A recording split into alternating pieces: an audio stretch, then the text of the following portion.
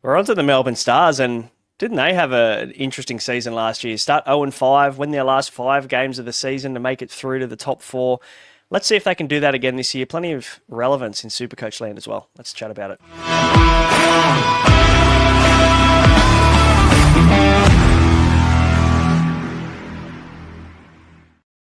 Yes, g'day guys. Welcome back to the Surges and Sixes BBL SuperCoach podcast. I'm Braino. I'm with Deadly in the studio today, mate, and Melbourne Stars. Very interesting team to talk about, aren't they? Because they've got the big dog Glenn Maxwell and a couple of imports, but every year I feel like they underachieve. Last year they finished with a wet sail.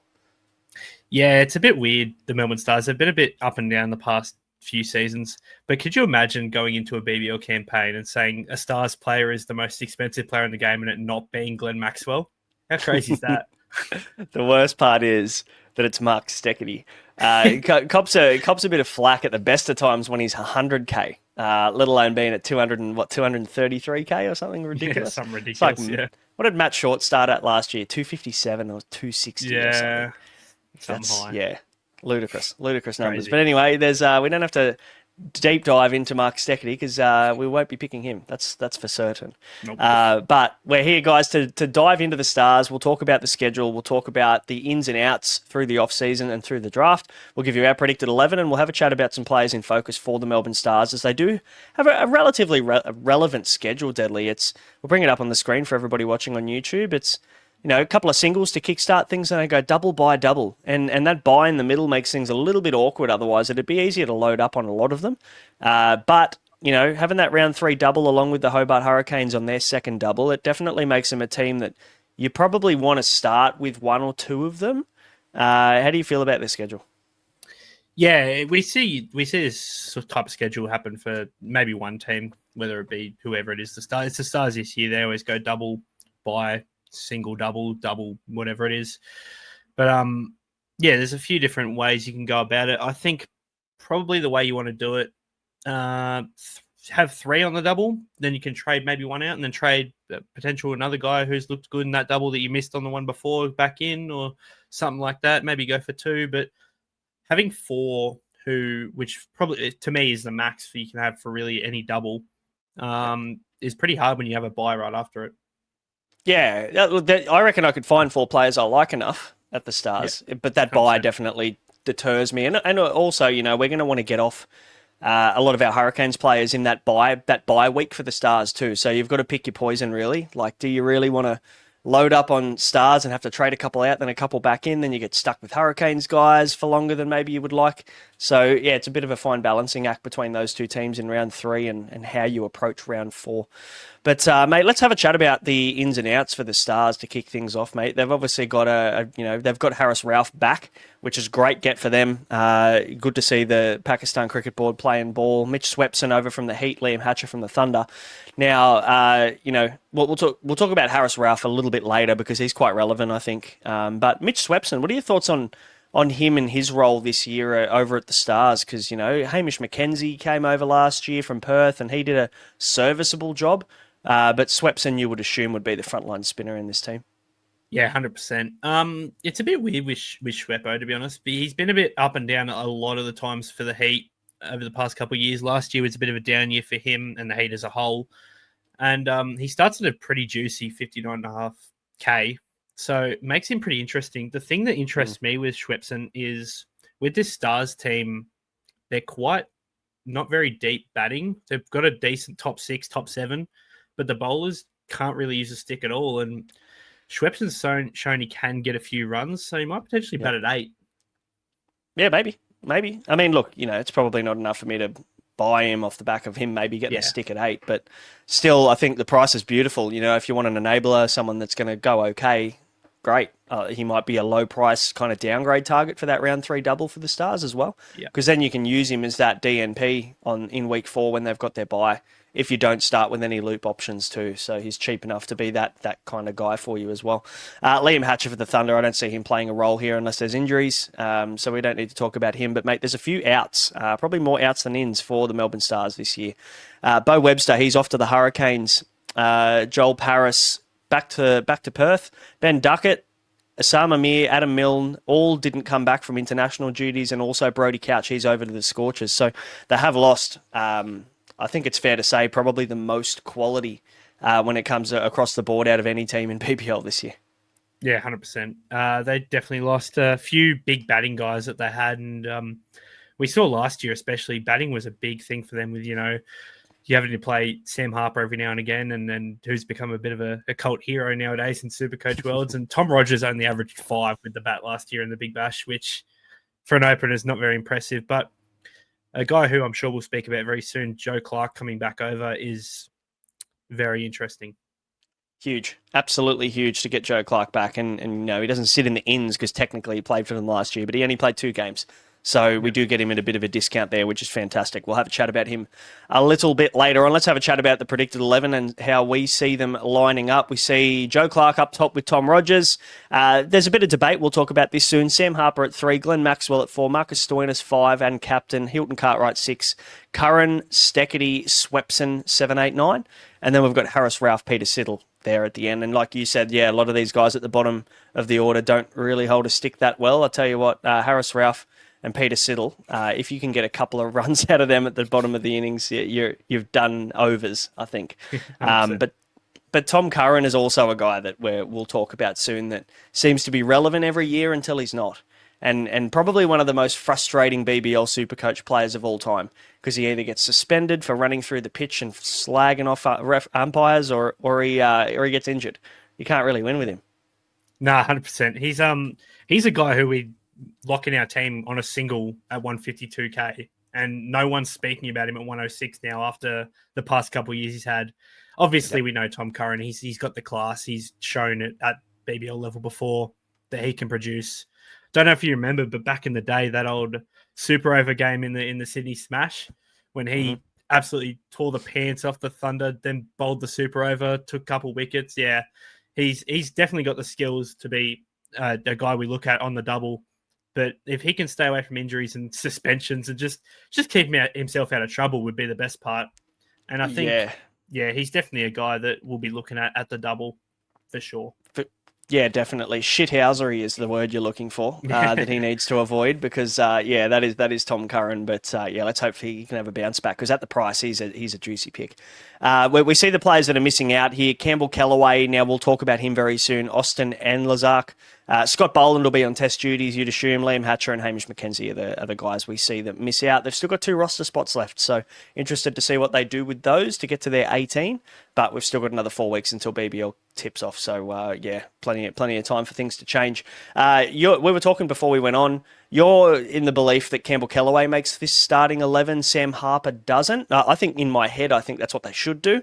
Just whether they do that or not is the main question. I don't know what it is, whether Sam Harper's got some nudes of someone in power, because he keeps finding a way to get into this team regardless of form. Yeah, it's weird the way that Sam Harper's gone about things. I mean, Tom Rogers, interestingly enough, I didn't think was actually still signed to the Stars because he's not in the SuperCoach system, which is weird enough. So I thought Sam Harper might open. But I still reckon their best batting order is Stoinis at 3, Maxi at 4, Cartwright at 5. And I think they'll probably want to keep it that way and then bring in an extra bat in Campbell Kellaway at 6. You have Swepson there who could be your frontline spinner. Maxi can bowl some spin overs. And then obviously you got your 3 quicks in, Harris, Ralph, Peter Siddle. They're 100%, and Steckety, of course. They're going to play most games. And you've got Marcus Stoinis there who can 100% be the 4th quick if need be. So I think there's no real reason for them to not pick Campbell Kellaway in this. And I think surely they rate Campbell Kellaway higher than Sam Harper after all these years, right? Well, I mean, last year he was, I think the 2nd or 3rd highest run scorer in Sheffield Shield cricket. I think he averaged 47 or something with the stick, 700 runs in 10 innings. Like, he was solid.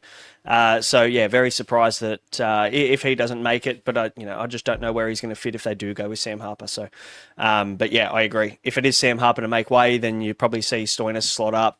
Maxi sitting at 4 makes the most sense to me. But in saying that, though, they didn't do that last year. Maxi batted like 6 or 7 in a few games and didn't bowl. It was just really strange what they were doing with him. I'm pretty sure from memory, obviously you mentioned at the top of the show them starting 0-5 and then winning the next 5. I think they started winning when Maxi went back up the order. So it would make complete sense for him to slot back up the order, get it as involved as he can. He's the best player in the comp when he's on. We know that. So I think it'd be silly to not bat him at least 4. Yeah. Let's have a chat about him, shall we? Glenn Maxwell, he's 201.4k. The question becomes, do you start with him or not? I'm not going to talk anybody out of starting with him. 325 runs at 54, 186 strike rate. The one thing that stands out for me is the 1 wicket. Now, that he bowled minimal overs last year. I think it was situational more than anything. It just seemed like he wasn't in the thoughts or plans for that bowling lineup. They did have a couple of spinners. I think Osama Mir was there last year, and also Hamish McKenzie bowled. They both bowled. I'm pretty sure they both played in a couple of games together. But in saying that, it's the batting position for me that is the question mark, because it seems like they just don't like exposing him to the new ball, do they? It's like, if we're 2 or 3 down real early on, Maxi just seems to slide his way down the order until he gets into that kind of pinch hitting plus 10 over mark that he can just go out and freeze arms. Yeah, it's a real Tim David-esque role with the bat, is a good way to put it. Yeah. The 1 wicket is a bit troublesome, but yeah, as you said, there's less spinners now. Hamish McKenzie, probably a bit unlucky to not get a run this year. I probably don't think it does happen, though. I think Shrepson will be the frontliner, and they don't really run a second spinner with the quicks they have. So it sort of leaves a few more overs for Maxi. But obviously, we know how great of a batter he is, and his fielding is off the charts. We saw some of the catches he made last year, that over the boundary one, and he got 130 points last year out of his 611 just from catches alone. So there's definitely he's got a decent enough base just in good fielding positions to be a safe enough pick. When you take 14 catches and you're not a wicket keeper, like that kind of stuff is just unheard of in the BBL. Like he was just everywhere. It just seemed like they just wanted to continue to hit balls to him. So he got bailed out a few times as well, where he failed with the stick and then ended up taking 2 or 3 catches as well in the field, and that bumped his score up. So definitely very handy. But look, I'm on a fence at the moment as to whether I start with him or whether I target him around the double. There's so many good options to start with, but I just want to see what the role looks like, because the last thing I want to do is pick up Maxi at 200k. He bats 6, 7, doesn't bowl. It's not ideal. If anyone can make the most of it, it's Maxi, but he's not immune to having a shit game every now and again too. And when you're batting down the order and not bowling, it's like SuperCoach suicide, really, with anyone else but Glenn Maxwell. Yeah, 100%. And one thing I really don't like about the Stars this year, which is sort of why I'm only really going with Maxi, and I'm still on the fence about it too. I have him in, and he probably will stay in just because I'm so scared of what he can do if I don't have him in. But their draw to start the season isn't the prettiest. They go Hobart at the MCG, into Adelaide at Adelaide, and the double is both the Sydney teams, one at the SCG and one at Manuka. So a lot of away games, and just Hobart, Adelaide, and Sydney, they're 3 of my top 4 teams at least, and that's the first 3 games he plays. So it's a bit gross, but it's just so worrying not owning Maxi, especially after what he did in the last 3 rounds last year. A 113, a 135, and a 141 with only 1 double.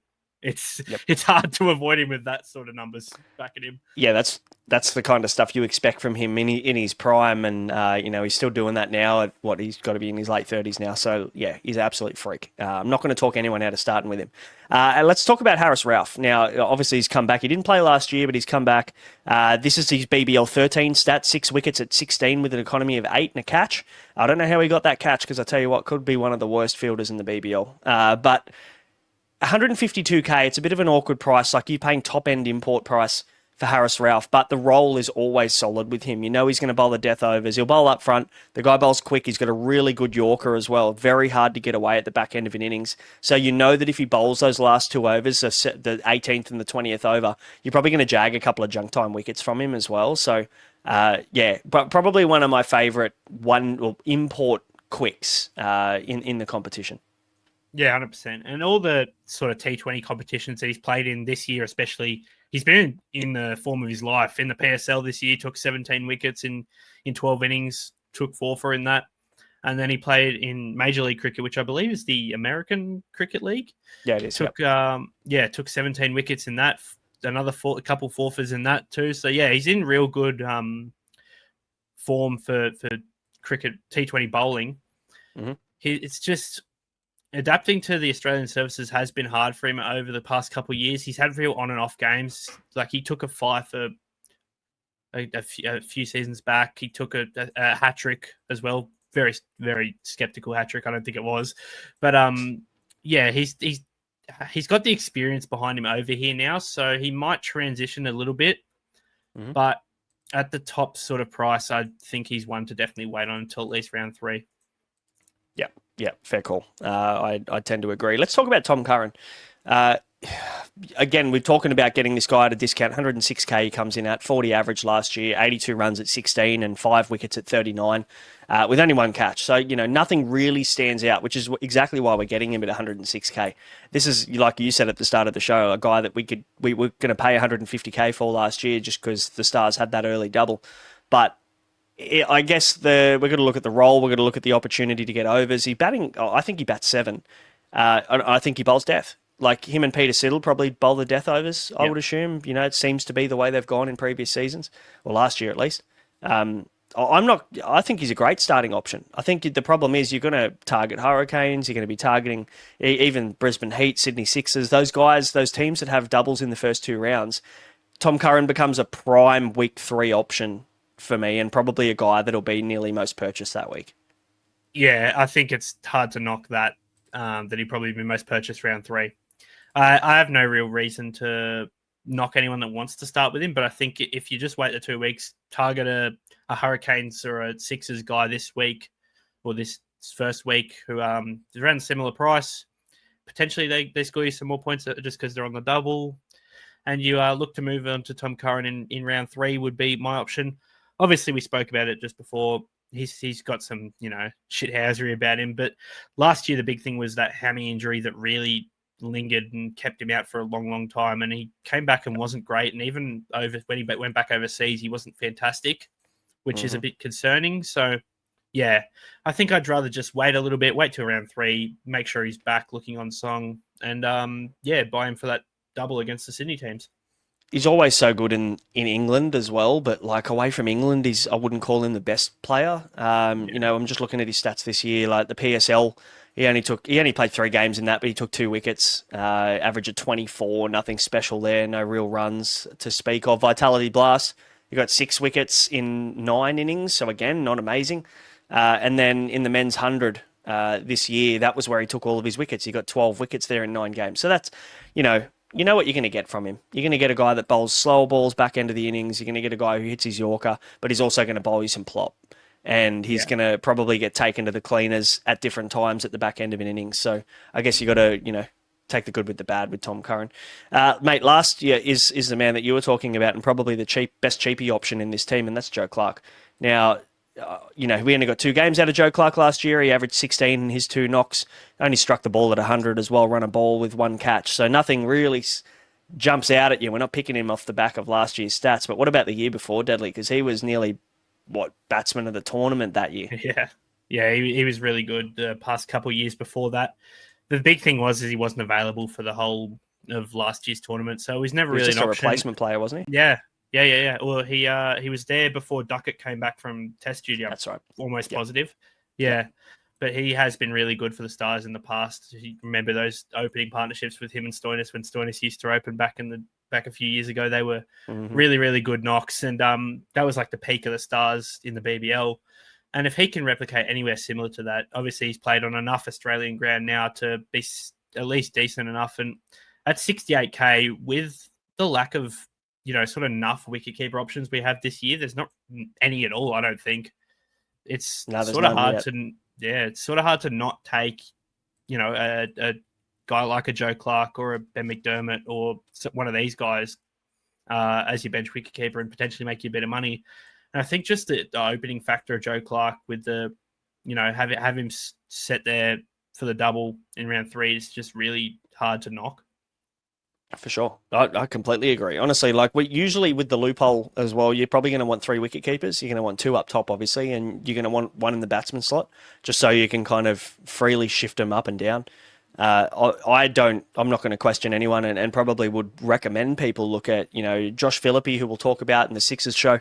And then you'll probably have Ben McDermott or Matt Wade, either or. I probably prefer McDermott. And then you can have Joe Clark as your pretty much your bat 7. So he's just going to sit there and do his thing for you, which, I can't get away from it all at the moment. That's the way I'm leaning. So when he's that cheap and you know what he can do, he's got pedigree. So let's just hope he can find some form. The men's 100 this year, he averaged 28.6 at striking at 150, and then he struck at 160, averaging 30 in the Vitality Blast this year. So he's seeing the ball pretty well. Yeah, and at this price, all it takes is one good knock, 150, 40, not even anywhere up near the hundreds, just one decent enough knock, and he's making you 30K plus. And that's all you need. I was going to say, even like if he gets you a 25 off 12 and he gets the max strike rate bonus, there's the easiest 50 points you've ever had. So he's definitely a shout for sure. Guys, that'll just about do this. Is there anybody else that's kind of jumping out at you that we didn't mention? Not really. It's sort of those guys. There's Marcus Stoinis, he probably has to get spoken about a little bit, doesn't he? He just, every year we write him off, and he comes back and just does something. You look at last year, everyone sort of... He was a big talking point with the Stars when they had the early double. And he did a lot of his production with the bat, and it bowled a bit, which was kind of interesting. A lot of people didn't really have him bowling much. How do you see it a bit this year with his bowling? Look, it's hard because you just said they've got plenty of bowling options, right? But it just seemed like even though they did have bowling options last year too, he still bowled himself. So that's probably the big winner for me is no Glenn Maxwell captain. Stoinis seemed to like bowling himself. So that's maybe the difference maker for me. And a guy that, of course, you're never going to, turn your nose up at anyone who goes, I'm starting with Stoinis, because last year he was great, but the 2 years before that he was shithouse. So it just depends what kind of Marcus Stoinis turns up. But again, the price point means that I would probably rather spend 145K on a Hobart Hurricane or a Sydney Sixer player just to maximise cash early on those doubles. And then if Stoinis is looking good and seeing him well in the first couple of weeks, I'll grab him then. Yep, completely agree. Guys, that'll do. That's the Stars. Of course, if you want the full write-up, Deadly will be doing that in the next few days. So you can jump in the Patreon. The link's in the description below there. Less than $10 a month. So get involved. You get the WhatsApp chat. If you take out the Open League as well, which actually I probably should get the code for that, you can win up to $500. So we're going to be giving away up to $500. If it is a subscriber, a Patreon subscriber, we'll be giving away $200 to the winner regardless of that Open League as well. Plus tons of other stuff. The code 689046 if you want to get involved. 689046. Free to enter. And you can walk away with some cash, and the top scorer gets a standard squeeze prize pack every week. So happy days. Guys, thanks for tuning in. Hit subscribe and like and follow and do all those things if you like the content. We'll be back for the next show, which is going to be the Sydney Sixers preview. We'll catch you then.